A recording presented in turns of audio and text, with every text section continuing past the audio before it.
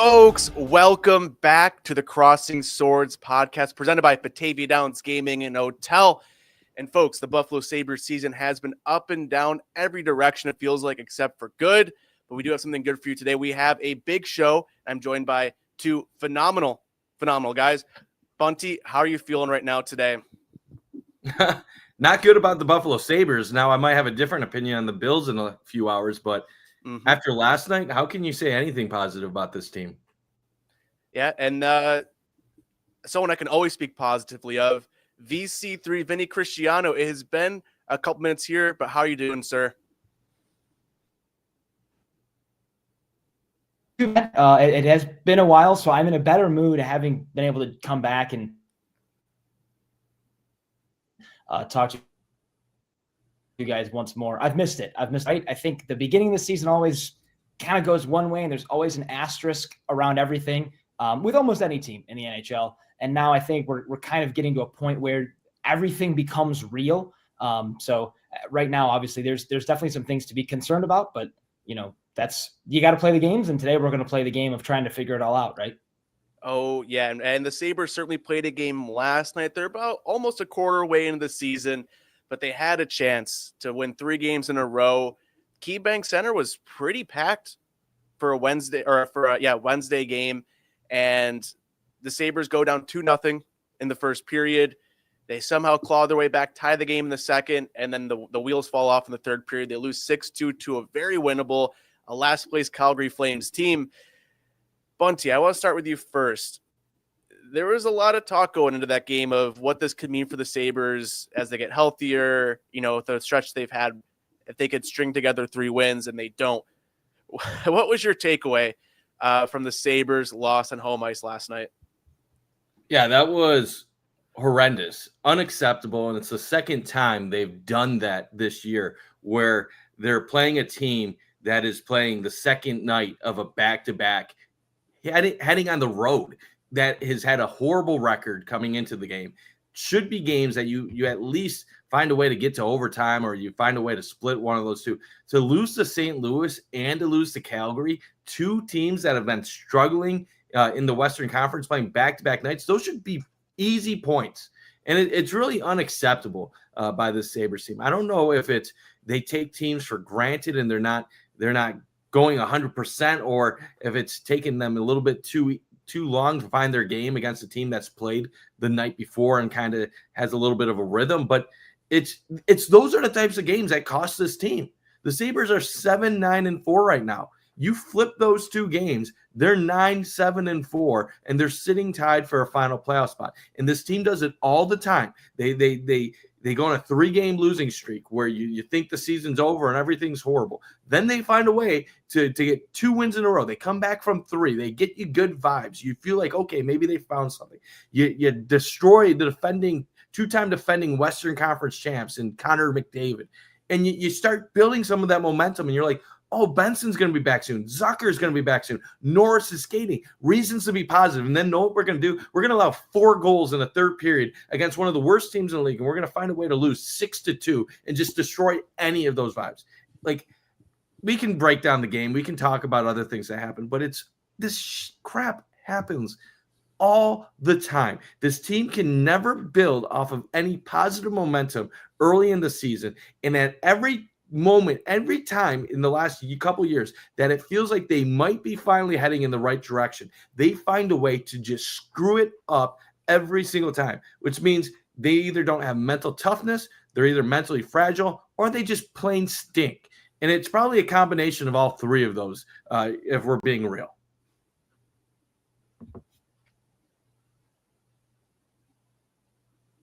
I didn't talk, so I didn't get mute mustered. I noticed it just took me a second to get unmuted. Close to pulling that trigger, Vin. It was close. It was right there. Definitely not an ideal game last night, and it's tough because I've said this point before, but I guess I'll reiterate it again because it probably has been since March that I said it, at least on this podcast. Every game in a vacuum can be explained away in the NHL. Sometimes really good teams lose to really bad teams. That's not the case of what happened last night. However, each game in an 82-game season can be explained away. So therefore, I I don't want to say that this game is the end of the world, because we could say the same last year when you look at end of season losses aren't the reason you inherently miss the playoffs. You go back to a game, and I talked about this, right? That losing streak against Colorado, you give up 5 straight goals that kicks off a large losing streak back in November of 2024. Like, don't forget that in March. And I don't think people did. But my point here is saying this was a Calgary Flames team that had lost 2 in a row. And yes, they played the night before and they came into Buffalo and they did kind of what is the opposite of what maybe has been their season so far. Their problem, speaking I'll just say as a Dustin Wolf fantasy hockey owner, it has not necessarily been that like the goaltending has been bad for them. Not that was insinuated in this conversation, but that their defense has been pretty poor. And offensively, they're 3rd worst in the NHL in goal scoring. So yeah, that's not really a great look. However, ultimately, when you look at the numbers, the Sabres are 2 positions behind Calgary, I should say, in basically each one of those stats, right? Like if you look at most goals against in the NHL, the Sabres have the 6th most goals against right now at 71. Calgary is the 8th most at 67. And then in goals for, when you talk about the least, Calgary is the 3rd least, like I just said, at 50. And the Sabres are at the 8th least, so they're 5 positions behind at 57. So effectively, and I didn't really look at even the games played numbers, which I should have because it puts some context into this. But Calgary has played, so here they've played 22, which is actually quite a lot. And then the Sabres have played 20. So the Sabres have played 2 less games. They've scored slightly more goals, good thing, and they've allowed slightly fewer, good thing. But ultimately, these are 2 equally matched teams, and one team got the better of the other team in this matchup this time. But unfortunately, the bigger conversation is this happens too often. And the reason for that, obviously, I shouldn't say the reason. I think there's several reasons for that, which is what we'll ultimately end up, getting into as we go forward here. Mm-hmm. And I think that's the frustrating part. Is I was talking in the post-game recap yesterday, and I had wrote out a whole thing about like each goal given up and, a lot of like missed assignments, things of that nature. And I got halfway through my first recording. I was like, what's the point of doing this? Like, it's not so much the X's and O's for the Sabres right now. It's you have a chance to take a stranglehold of the city's consciousness that you still exist and people should care about you. And every time they get that, it gets thrown away in a heartbeat. The fact that they won 2 games and the arena looked like that on a weekday says a lot. We'll see what it looks like Friday. Grant, there's going to be a beer saber available for purchase, so that's really going to inflate the numbers, I think. But it's just frustrating from a point that they have the chance to do it. They have a tie game after coming back, and to not even make it really 2 minutes into the 3rd period before that lead is gone and the floodgates are open is just so demoralizing. And they're only a handful of games in this season. They still have 75% of their games left, so it's not the season's over. But something's going to have to change. They're going to have to get guys back in the lineup, which they will this weekend.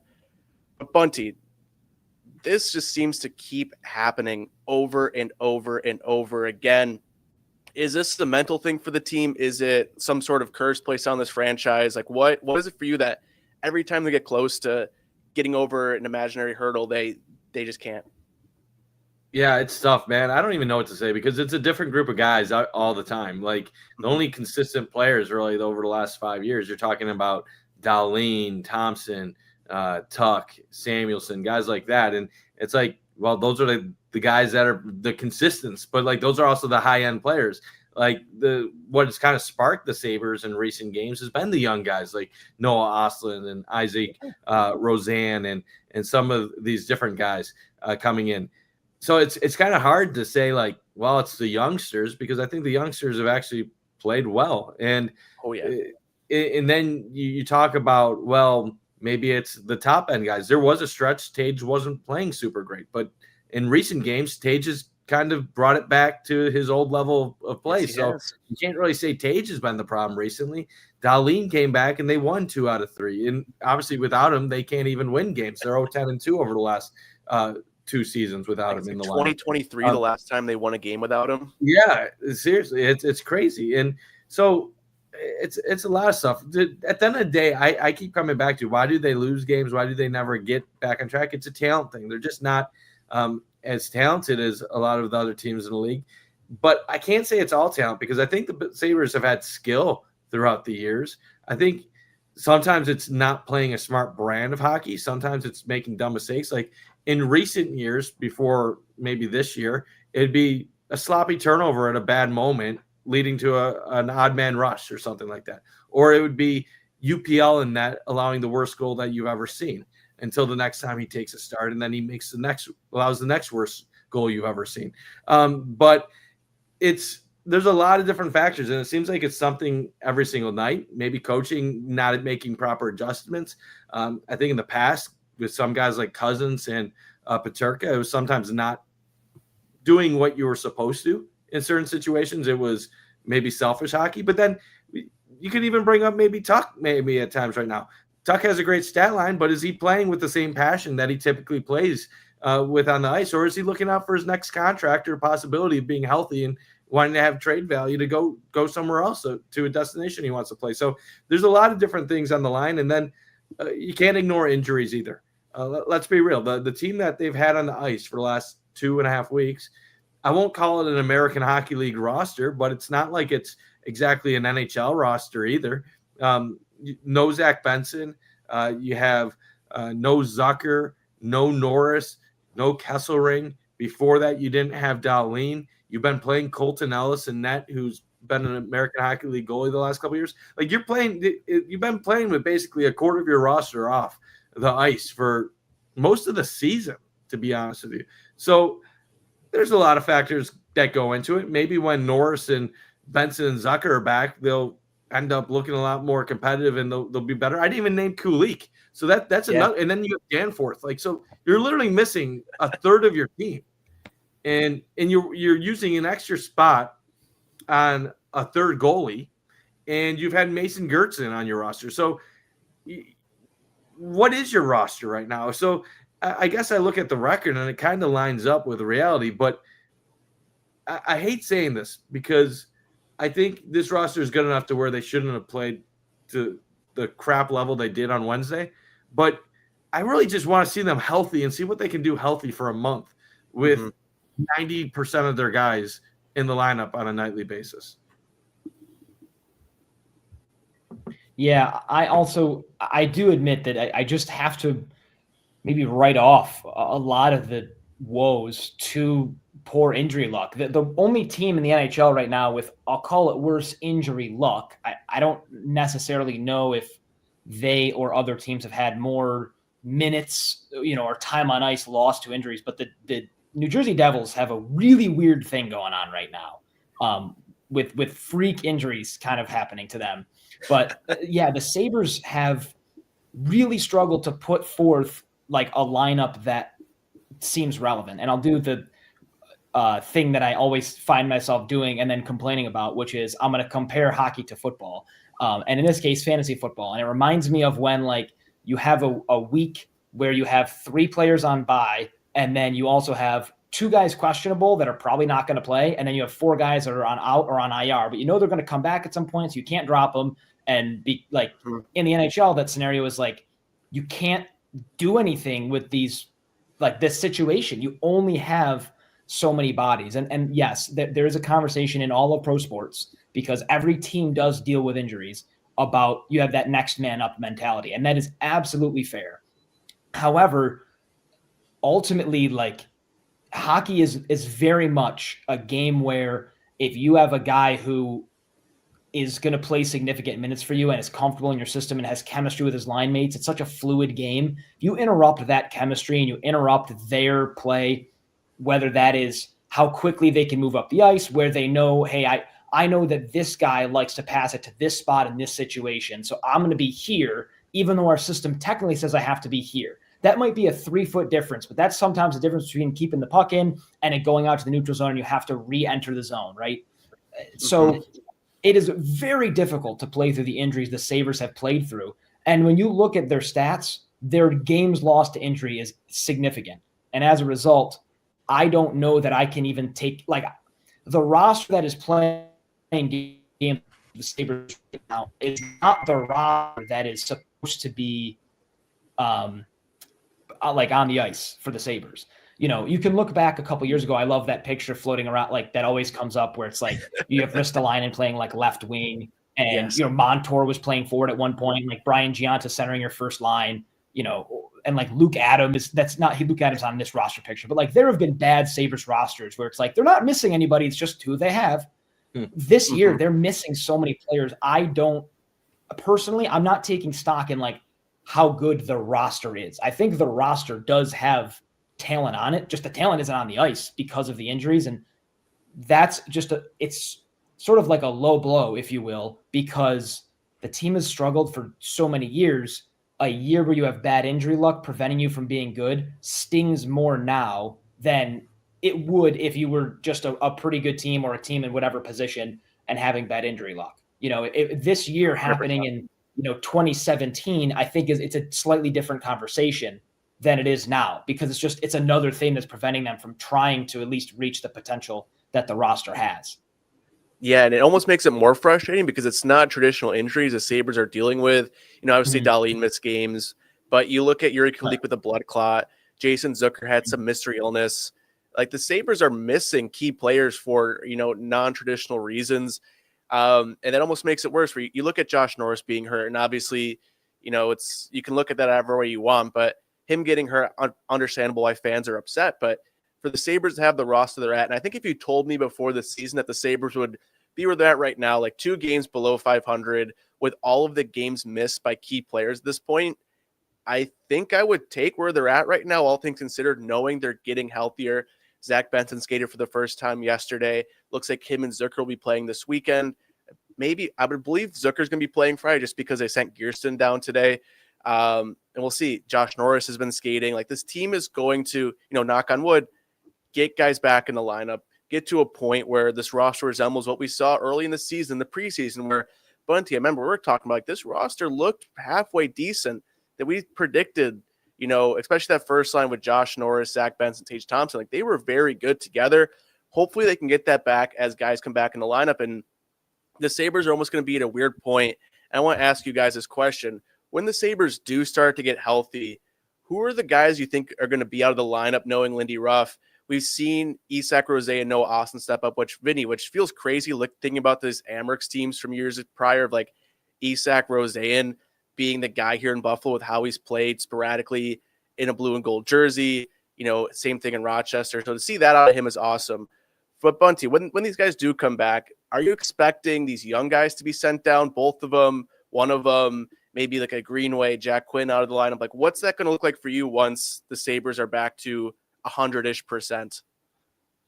Yeah, unfortunately, it's probably going to be the young guys that pay the price. You're probably going to say goodbye to Roseanne and Osland, and that kind of stinks because they've provided a spark, and they don't even know any better right now at this point. They're just playing hockey and producing, and they're not worried about all the stupid crap that unfortunately the rest of us worry about, the Tages, the Dahlins, and all of them worry about. They're just trying to make their mark in the NHL, and they're not worried about anything else. And I think that's sometimes why you see the young guys come up and sometimes they look better because they're not worried about all the other outside noise. They're just trying to show that they're NHL caliber. But yeah, it's tough. Like the good news is when Benson and Norris return, like we forget that's 2/3 of the Sabres top line to open the season. So like the Sabres haven't had their top line the entire season. So then basically you can move a couple guys down a few spots into better positions, and then it probably helps your top couple lines overall. I would still love to have Osland and Roseanne in Buffalo and keep more skill, and then get rid of some of the other guys that aren't adding as much in that area. But I just feel like they're unfortunately going to pay the price, and then it really also hurts. Like Kulik dealing with the blood clots. It's like you're talking about the Sabres missing 3 or 4 top 9 forwards. Like it makes a difference. And this is where Kevin Adams really failed the team. Everybody said before the season that they had some talent, probably more talent than they've had over the last 3 to 4 years, but that they all needed to stay healthy. And if they had any injuries at all, it would be almost impossible for this team to stay in contention. And then, just as everybody says that, literally they opened the year, they can't even get to the preseason. They had injuries in training camp before they even played a preseason game. And it's Adams gave them no chance of surviving this season without perfect injury luck. And we've had the opposite of that take place. And they're screwed. And I know they're only 4 points back, but here's the thing. We had a very top-heavy home schedule. A lot of winnable games early in the season. If you had a fully healthy roster in October or November, you might have created some separation to where if you did eventually have injuries, you could handle it. But think about it. Florida's been dealing with injuries, and they're ahead of you now. So when they do get their guys back, they're going to win games. Toronto's off to a slow start, but do we think Toronto's going to stink the whole year? And then simultaneously, like some of the not so great teams, like the wildcard contenders, Ottawa's playing good hockey right now. Montreal got off to a good start. And even Boston, who's probably tanking, got off to a good start. So, you're now sitting near the bottom of the Eastern Conference, which means you're going to have to play great hockey when you get everybody back. And do we think it's just going to suddenly click when these guys return? Probably not. So now you're going to have to play at a pace even higher than what you projected you were going to have to play just to be in contention. So, it's not that it can't happen, but it's not likely to happen. Like the metrics before the year said 90, 91 points. Now they're saying 87 points. So that means you got to be at an even higher trajectory to get to where you need to go. And I don't know. I think Benson being back and Norris being back can make a major difference, but it's counting on a lot of things going right for you and a lot of injury luck reversing itself. And I just don't know if I can get behind that. And unfortunately, I think we're going to lose some of the more entertaining players that have been on the team in the last couple of weeks. Yeah, I don't know that I disagree with that sentiment for sure. I think eventually everything has to regress to the mean. I think that's just kind of how eventually everything works out. I obviously can't make any guarantees because I don't know anything, but ultimately I know that it will happen in some way, shape, or form, whether that is the team being ultimately healthier maybe next season, maybe they're healthier February, March. I don't know if that's the case, but ultimately I think that the injury luck will again regress to the mean because they're having exceedingly tough injury luck. And if I know I didn't say it before, but I want to clarify again, as an individual, I can't be mad at injuries at all. I can be mad at the luck. I can be mad at the universe, I guess, for bestowing upon us this poor situation. But you absolutely cannot be mad that Dahlin missed time. And if anybody is, I don't know that anybody is, but I'm sure there's one. There's got to be some guy out there who's just take the stick at the clouds type person. So buzz off basically. And then again, injuries are injuries, whether they happen to a guy who is typically pretty sturdy or a person that would maybe be known more for being less durable than most. An injury is an injury. I guess the only time you could be mad is if they were I don't know, I got hurt because I decided to go skydiving, right after the game against Colorado, and I, hit my elbow on the rocks, and now I'm out for 3 weeks. That's kind of Mickey Minds. But ultimately, I'm not going to get mad at a person for being regular injured.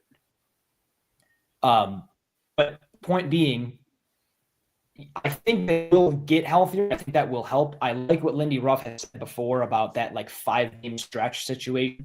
And I think focusing on just what's presently in front of them is helpful. Taking it 1 to 5 games at a time is a good thing.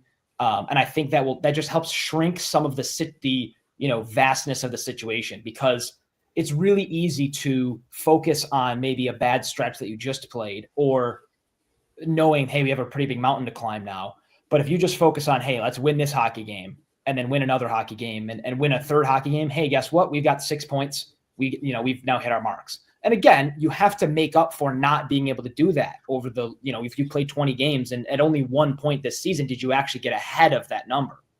So with that said, I think eventually they will get that help just from, again, lady luck.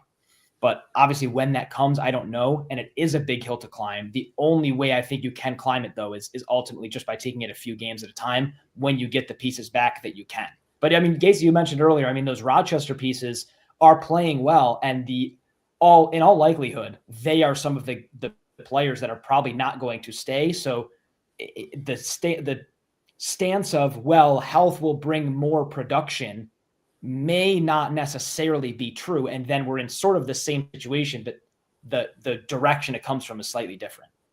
Yeah, I will be so disappointed if both Isak Rosén and Noah Austin get sent down. Like, I'll understand if one of them does. I think it's going to be hard to keep both here. But to see how they've played and to not reward them for good play, I think sends such a bad message. And it's not like the Sabres have built up this, era of, guys are going to be able to play better after not. Like, they need to reward good play and give guys ice time when they're playing well. We see those two guys running power play one, and I don't know. I think you're finally seeing good hockey from Isak Rosén, which again blows my absolute mind for how he looked like 2 months ago in the prospect challenge. I think sending them both down was just a colossal mistake. Matt, I saw your comment on Owen Power. Yeah, it's been not a great year for him. We'll go through this quickly because we do have a bit to talk about, but he's had a couple of good games here. But you look at last night, him and Isak Rosén, 2 of the goals were the exact same, where they were covering the same guy, and then they left to cover someone else together, and the original guy got left open for an open tap-in. The Sabres need more from him, and you look at the Sabres offseason plan, like getting him a D partner was their number one priority, and Michael Kessering hasn't really looked that good when he's been playing in Buffalo, so they need to figure something out there. If Owen Power can take that step this back half, 75% of the season, that'll be a much better thing. In terms of this healthy stuff too for the Sabres, you get these top guys back. It is going to make such a difference. I've worked myself to the point, if you'd have told me what the Sabres have gone through health-wise from game 1 till now and with their record, I think I would take that 10 times out of 10, all things considered. They're going to get better down the stretch. Now, a bigger talking point right now for the Sabres, we kind of have a decent understanding of what this team can look like from your forwards, your defensemen, for the most part. But in net, the Sabres still rocking their 3-goalie system. Colton Ellis played the past couple games, loses 6-2 last night. Assuming Alex Lyon will get the start on Friday against the Blackhawks, but there's a much bigger talking point of what the Sabres should do in net right now. They're kind of just at a weird limbo situation where no one's really taking the reins and running since they've had 3 goalies going. Bunty, if you were Lindy Ruff right now with a beautiful head of hair on you, what would you do with the Sabres goaltending right now? And how would that kind of look going into next year and years down the line? Yeah, you already know where I stand on this. I have no clue. I'm simply the messenger. Yeah. Lindy Ruff is just going to play the hot hand. He's going to play whoever is playing well. So all 3 goalies, it's an open tryout right now because none of them are established starters in the NHL. We all know that the Sabres have given UPL that chance in recent years. Ellis, his first time in the league as a rookie, and then Lyon has kind of been a split duty guy, mostly backup during his time the last couple seasons. He's going to ride whoever's hot, whoever's playing the best. And that means all 3 goalies have a shot. But what I would do right now, I think Alex Lyon is the guy that should be number 1 in opportunities just because he got off to a hot start to the season and he gave you a decent stretch of play. Yeah, he has regressed to the mean since then. So obviously that's why Colton Ellis started getting some opportunities, and Ellis has had a couple of good games before obviously struggles against Calgary, and I'm sure UPL will get some opportunities there as well. Here's the thing right now. Each goalie, there's a reason to give them an opportunity, and then there's a reason not to give them opportunity. Alex Lyon, he's a stopgap. You know what he is at this point of his career, and you know what he isn't. So Alex Lyon, okay, we can probably get by for short stretches with him, but if we go with him too long, we're probably going to see some of the bad. But we have him for this year and next season. UPL, you have him under contract long term. You're praying you can make it work out. But do you have any faith that it can actually work out? At this point, the Sabres' actions show they don't have any belief in UPL. He essentially is the number 4 goalie in the organization right now. Now, that doesn't mean he won't start 20 games this year, 25, 30 games, but he's essentially the number 4 goalie in the organization. And the reason why you know that is going into the season, they brought in Alex Lyon, they brought in Georgiev, and they basically brought those guys in as insurance. So UPL, if you're not good, these guys are gonna get a chance to play in the NHL. Now, Georgiev was horrible. He got put on waivers. But then you bring in Ellis, and basically the Sabres have told Ellis, you're going to be with our team. Like, we're giving you every opportunity to be a goalie on this team. And the reason why I say 4th goalie is this. We know what the plan for Levi is right now. They're keeping him in Rochester the entire year. And maybe it'll be a good developmental year. Maybe it'll be a bad one. He's not looking great early on, but he's not even part of the Sabres conversation. Yep. But the reason why I say UPL is the number 4 goalie is you know what the plan is for Alex Lyon. He's going to be on this team this year and next year, no matter what. You know what the plan is right now for Levi this season in Rochester. And you know what the plan is for Ellis, to where they're going to at least give him an opportunity to show that he is deserving of being in the NHL. We have no idea what the plan is for UPL. The plan for UPL almost is, well, hope that Lyon and Ellis suck, and then you'll get an opportunity again to show that you're deserving. But if Ellis does well, if Lyon does well, UPL's not going to play. And it's not because UPL doesn't have the ceiling that is, he probably has the highest ceiling of those 3 goalies. It's that his floor is so incredibly low that they don't trust him a single ounce to make a big save in a big moment. And Lindy Ruff would rather put somebody out there that he knows is going to allow 2 or 3 goals a game, but knows that in a moment they're going to make the routine save and hold on to a 4-3 lead, than put somebody out there that will point blank whiff on the easiest shot that they've ever faced in their career in a tie game with 4 minutes left. And that's what UPL is right now. He might be the best prospect of the 4. When he plays his best, he might be the best. But the percentage of the time we see that is so astronomically low that they would rather go after lower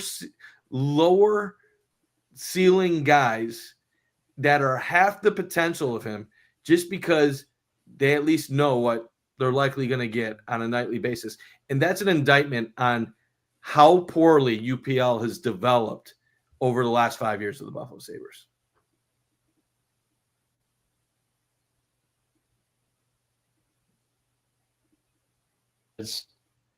Like everybody, so much don't know what the answer is that I don't even want to contemplate it out loud, for just the fear of talking in circles more than I realize. The reality is this: I have no idea what is the right idea, because you only know it if whatever you do works. Right now, the only option is, again, to just try to ride the hot hand.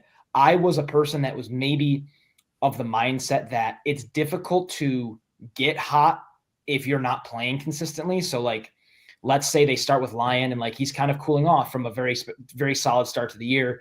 And then Ellis, plays one good game, which is fantastic. And whether that's to give Lyon just a break, because if you're the hot hand, you still need, we had this issue a couple of years ago, or maybe not even a couple of years ago. UPL has an injury. He's playing and they're playing him a lot. He re-aggravates that injury. That's a disservice to him. And so now you put yourself in a compromising position in that way. So you can't just play the hot hand. And obviously that's not a novel idea. I know that's how this works. But my point is like, when that other goalie inevitably plays, my position was always that it was harder for that goalie to then go and get hot because they're playing so irregularly. And I think that is very much the truth for a lot of athletes.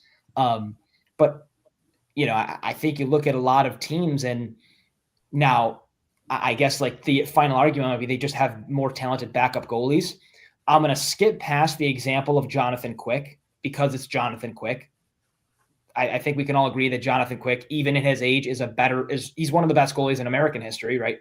So, yep. we can go past the Rangers example of having right now the best backup goalie in the league because his numbers are so good. But Casey DeSmith with Dallas, also very good. And that's a backup that doesn't play as much because of Jake Ottinger, right? And so I think that's just my secondary example of like, I mean, maybe it is possible for a backup just to come in, do good, and then be back to the backup again. But I then will say with the Sabres, I think it's harder when each goalie maybe doesn't necessarily have a clear-cut role. And so therefore, it goes down to that individual athlete of, hey, is your preparation, well, I prepare, every once in a while you hear like a podcast of like a retired athlete saying, oh yeah, like I always prepared as if I was going to play the game. And that's a good thing. And whatever your prep is, you do your prep. I don't know what that is right now. And I would find it harder if I didn't know what my role was. I don't know, I didn't know if it was clear cut. So as a result, I think because it's so uncertain, I think it's uncertain for everybody. And I don't know that there is a good way to go about it until the way they choose works. And I think you look at those goalies too, they're older and they've been around the league longer and they have that experience. Bunty, I saw you're going to say something. What's on your mind? Yeah, it's tough though. Like you can't give roles to three goalies who have not done one thing to prove themselves. Like right. No, that's exactly my point. Yeah. And that's the tough thing. And I hope I didn't talk over you. You froze on my screen for a second. But like UPL strikes me as a guy, he needs to have the net the majority of nights in order to play his best. That's what he did when he had the season with the 910 save percentage. But what happened that season? He started as the third goalie. He was behind Eric Comrie and Devin Levi. And Levi obviously showed he wasn't NHL ready. Comrie just stunk, which is weird because now he's playing decent in Winnipeg again. And I think you have to go off of long-term data in these situations. UPL had a good 3-month stretch where he was one of the top 10 goalies in hockey during that stretch. So we saw what his ceiling was there. But every other season he's been in the NHL over like 20 games has been subpar. Most of his minor league seasons have been subpar. So then you compare that to an Alex Lyon. Alex Lyon has been a backup goalie. But you look at what he did in Detroit, what he did in Florida. Nothing spectacular. But if you just compare his average numbers to UPL's average numbers, Lyon had better numbers, better metrics, better advanced metrics. Now, different team playing alongside him, but that's where expected saves and all that other stuff plays a role. And his expected saves numbers have been much better than UPL over his career.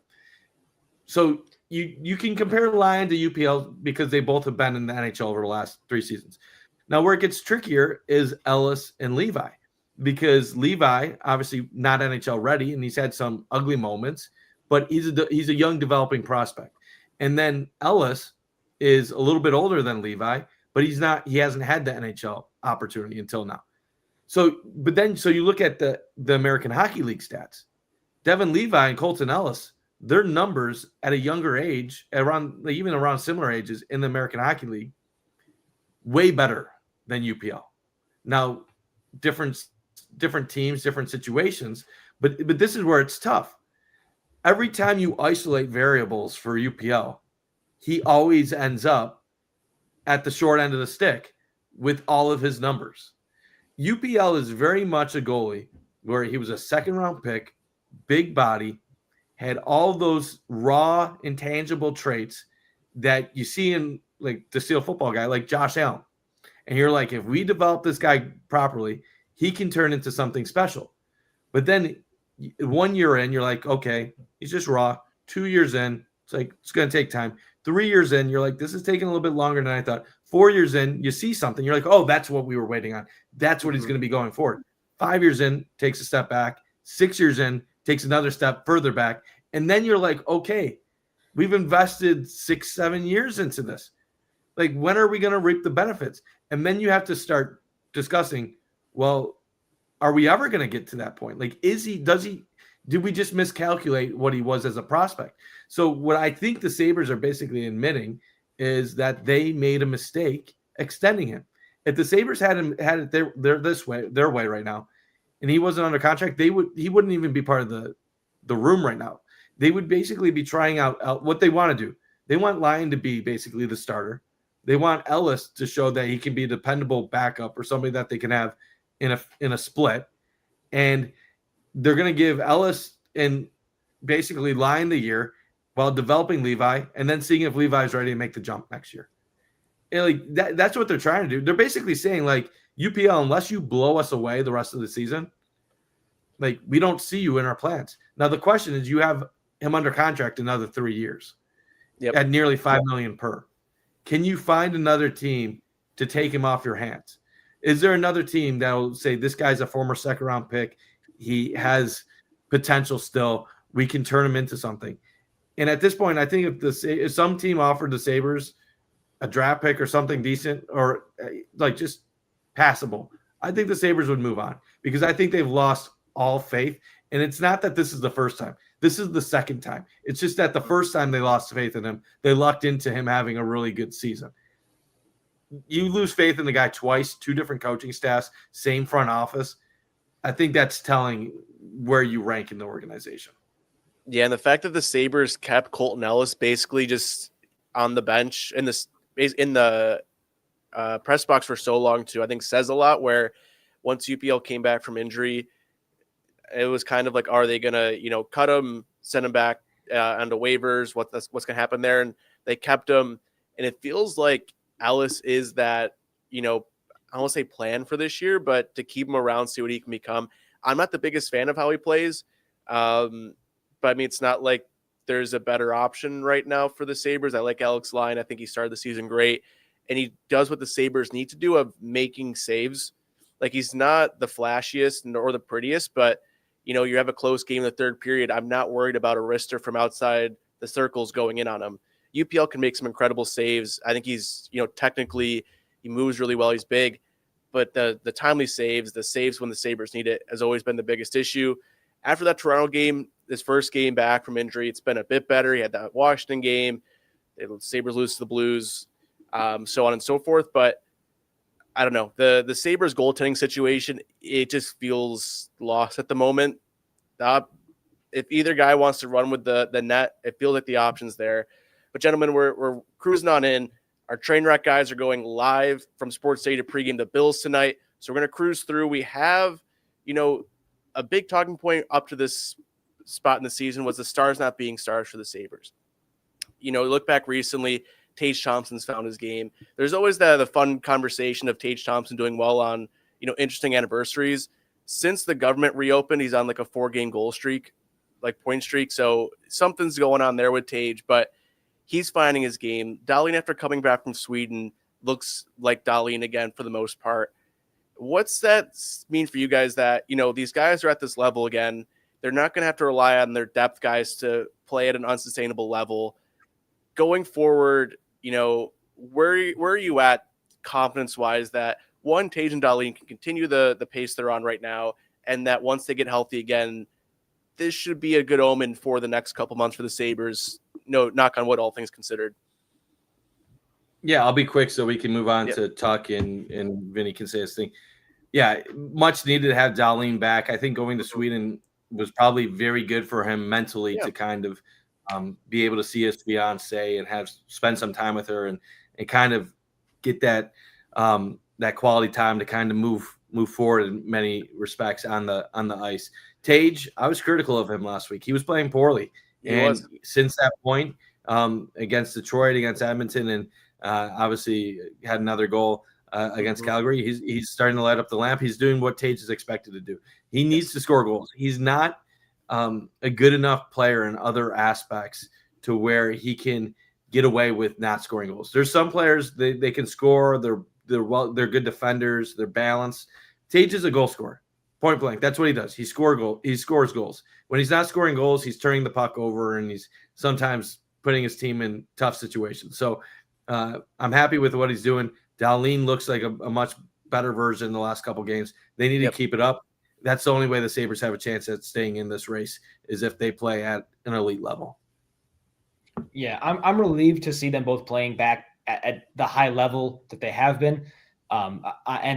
There's a lot of factors at play, especially with Dahlin. And again, I'll echo, Mike's sentiment that I'm glad to see him back. I'm glad he got to spend time over there and that things are going better for them. He deserves that.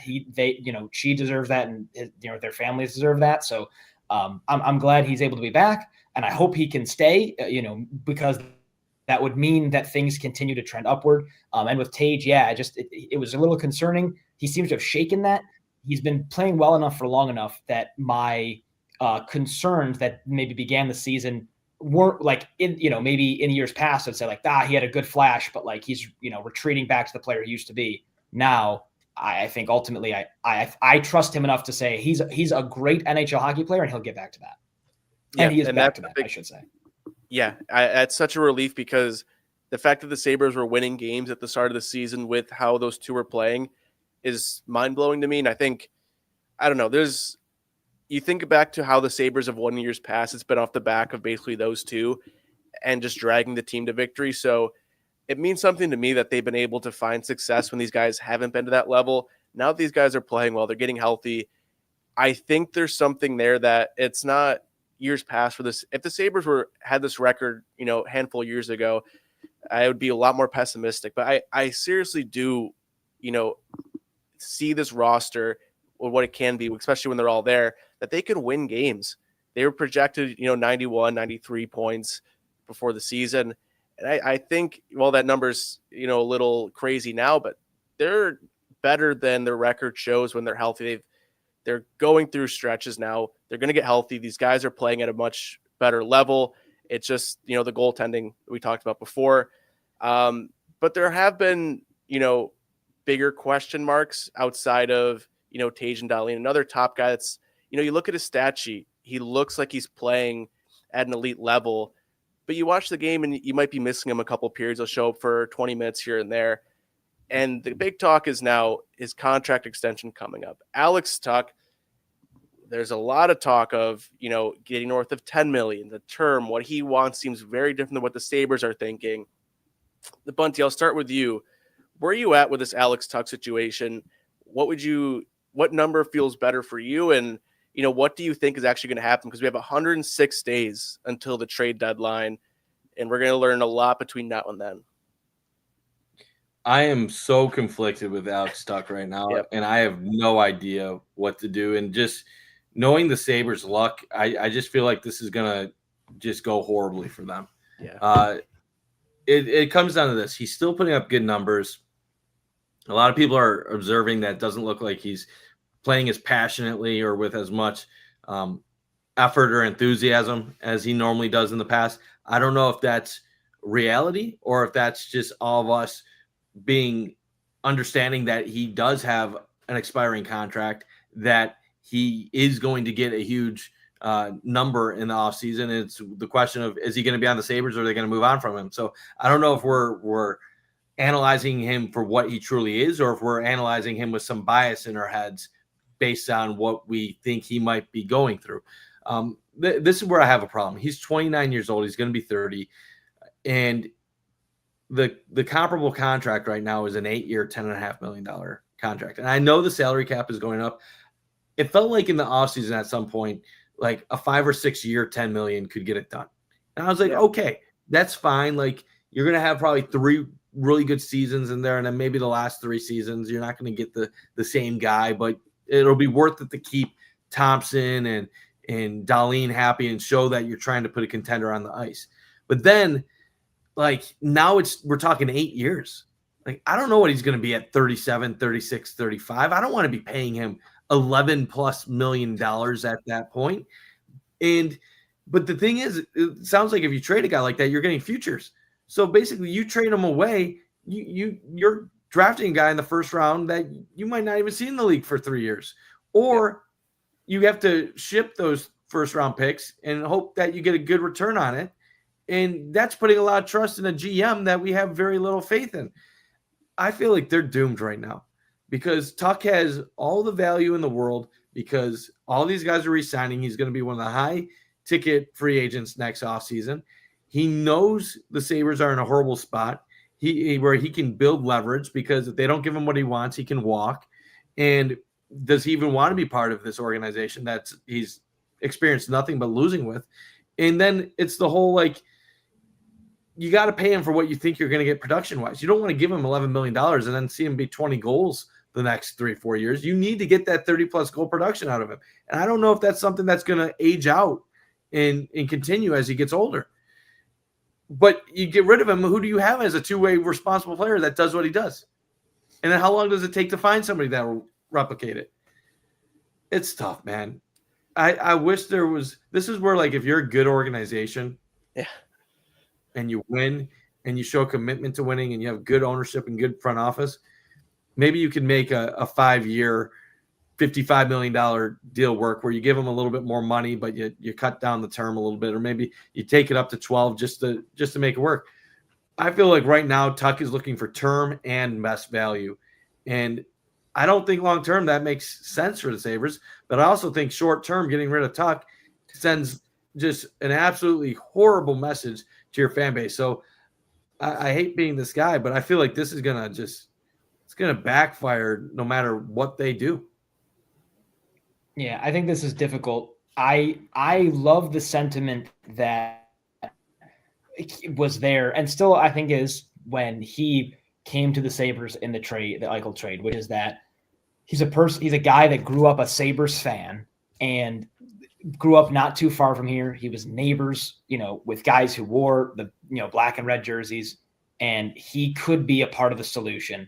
And in the playoffs in Vegas, he could score, and we haven't had the chance to see that, and that's a real shame. I like living with the idea that there's still a chance he could be part of the solution, and it's sort of a romanticized story with him being, like a Sabres fan. And I'd like to live in the world where that's still a reality, but this is a very, very tough situation. And obviously the longer it goes on, the more maybe worrisome it becomes for multiple reasons. One being, you don't know, like if a deal's going to get done, which side is caving? You assume it's probably not the player or the agent in some scenarios. Maybe it is, just based on the team and the record and all that. But only time will tell. And then again, it's just you don't want to see another like marquee player that was wearing a blue and gold jersey or a black and red jersey get traded away to probably a team that is looking to go have success in the playoffs, and then see that success in the playoffs, not because you're not wishing the player success, but because it just feels like that success could have been yours if all these pieces had put it together at the right time. 100%. And I think if you looked at it in a vacuum and just took away all the outside perspective on it, it would make a lot more sense. But you hear Alex Tuck saying he wants to be the solution here. He's a local guy. He wants to see this team mean what it used to mean for this area. And then you hear he wants north of $10 million for 8 years. And that just doesn't make any sense. I get you want, set yourself and family up for long term, but I would understand if he wants to get paid, but to have all of the same noise come out as well that he wants to be here and be part of that solution, that can't happen because the Sabres notoriously don't spend to the cap ceiling. But you look at next year, they're going to have to re-sign Josh Stone, Michael Kesselring. They're going to be paying Jeff Skinner $6 million to not be here. That money's not forever. And, we're seeing the Alex Tuck now at 29 in his prime. Bunty made a good point. Like for 8 years of that, you can't, I feel like making that move is just going to shoot yourself in the foot down the road. And the Sabres have been known to do that a lot. And I don't know. I want to see more from Tuck consistently, because if you're making north of $10 million, this has to be in every game. You are part of, why the Sabres are winning games. And when he's on, he is like the backbone of that. He's a huge part of the penalty kill. The Sabres have the best PK in the league. So we'll see how this progresses. I think these next 106 days are going to be very interesting. And if they don't get a deal done before the deadline or even a month out, these conversations are going to be very, very loud. I want to thank the 2,500 people stopping by tonight. Bunty, before we wrap things up, any final thoughts before we kick it to Maniac, Slick, and Don down at Sports City? Yeah, just need to get healthy. Need to see what this team is with Norris, Benson, and Zucker back in the lineup. Unfortunately, Kulik's not going to be back for a while. Kesselring's going to be out for a while. So even when you do start getting guys back, you have other guys that you're not going to see for a while. I'll say this. Once we get those three guys on the ice, assuming we don't have any other major injuries to the team before then or even shortly after that, we will have a good idea what they are and if they have any chance of staying in the race beyond New Year. if this team around New Year is 7-8 points back already of a wild card, you're going to be talking about needing to move on from Kevin Adams. And then really at that point, I would almost advise firing Adams a month or two, at least a month before the trade deadline, so you can give the keys to Jarmo Kekalainen to put his to make these big moves, make these big decisions, because you cannot let a lame duck general manager who might not be renewed next year to be deciding the future of Alex Tuck and to be deciding the future of so many of these decisions on if you're rebuilding, if you're not rebuilding, if you're trying to stay competitive, if you're not trying to stay competitive. They almost have to decide by New Year what they're gonna do. And if they're 8 to 10 points back, at that point, I am calling Brendan Shanahan and I'm saying, are you willing to come to Buffalo? If you are, let's make this move midseason. Why wait till the offseason? Jarmo, you can be the GM. Brendan Shanahan, you're our new president. And unfortunately, like, that wouldn't be good for probably Lindy Ruff going forward. But you'd just be Lindy, like, I'm sorry it didn't work out. Just try to finish the season with these guys, and we're going to move another direction after the year. That's a lot. And I don't know if it's I don't want to. It's a very popular sentiment, what you're talking about, and a lot of people agree they have that two that guys is the that right aren't under thing to do. contract, Vinny. They're not under contract. Right. So they can't rebuild. This team can't rebuild. No. If they go through a full rebuild, there will be nobody left at the games the next 3 years. So I almost guarantee you what they're gonna do, even if Darlene and Tage are unhappy. Like, Kevin Adams has been the yes, like, oh, you're unhappy, I'll trade you to Florida, I'll trade you to Vegas, I'll make you happy, like I'll put you somewhere happy. I almost guarantee you they are not gonna, like, just throw every player away. They're gonna try to keep Darlene, they're gonna try to keep Tage, and they're gonna tell him, yo, Adams just didn't get this right. Kekalainen's gonna fix this. And they're gonna try they're gonna do that whole one last save our ass type thing, but it's not gonna be Kevin Adams doing it. And I know it sounds harsh kicking Lindy out, because it's not Lindy's fault that this team is what it is, but they've tried the quick instant changes, and now they've tried the patient approach. What have they not done once in the last 10 years? And that is take a that's a perfect answer. But where I was going at was take a swing. Go for it. Like, bring in somebody that brings in respectability to your front office. Bring in somebody that will try to make a big move. Like, they haven't done it. Try it. I mean, there was a period where they made big moves that ultimately just didn't pan out. I assume I froze. Is that what happened? Yes. Yeah, we're good now. There was a period where they made, there was a period where they did make those big moves. They took those big swings, and then unfortunately, it just didn't pan out. Like, I think of the Robin Leonard thing was a big swing. Like, that was a big swing, and Robin Leonard did not pan out in Buffalo. I think that was that's a dumb like. swing. That's a dumb swing, though. Well, like, I don't know that you can call a big swing a dumb swing. I mean, Taylor Hall was a big swing. And no. See, you're right. There's difference in swings, though. Like, there's different levels of swings. Like, a Robin Leonard. But, like, I don't just not panning out and being dumb. I think.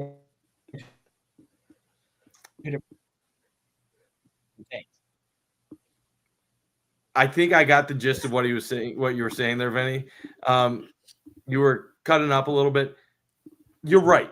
There is, like, just because it doesn't pan out doesn't mean you didn't make a swing. My issue with Robin Leonard and calling Taylor Hall swing is that Robin Leonard, you gave up a first-round pick and whatever, but he was also, and I'm not saying this as, like, to be mean, but he was very mentally up and down. Like, he had some drug issues, and he lacked some stability, and he's a goalie, and that's the most important. I can see your mouth. I don't know if he's. I'm sorry, Vinny. I can't hear you right. I think we lost him. But like, it's tough because like that's not the position that you take a swing with someone that might be battling through things. And then Taylor Hall, that was a 1-year contract. So like, if you're gonna take swings, like take a swing after like a star that you can get under contract for 5 years. Like, take a real swing, not like these. Like, oh, we're like, and be smart about it. Like, don't take a swing on somebody that you know might be predisposed to like other issues. Like, take a swing after a big time get or get the front office guy. Like, so like I do agree with you, Vinny. Like, they have taken swings. Like Ryan O'Reilly was a swing, Evander Kane was a swing, Jeff Skinner was a swing, but they all kind of had their issues, like as well. Like Evander Kane, attitude, Ryan O'Reilly, even attitude. Like, and he didn't certain situations.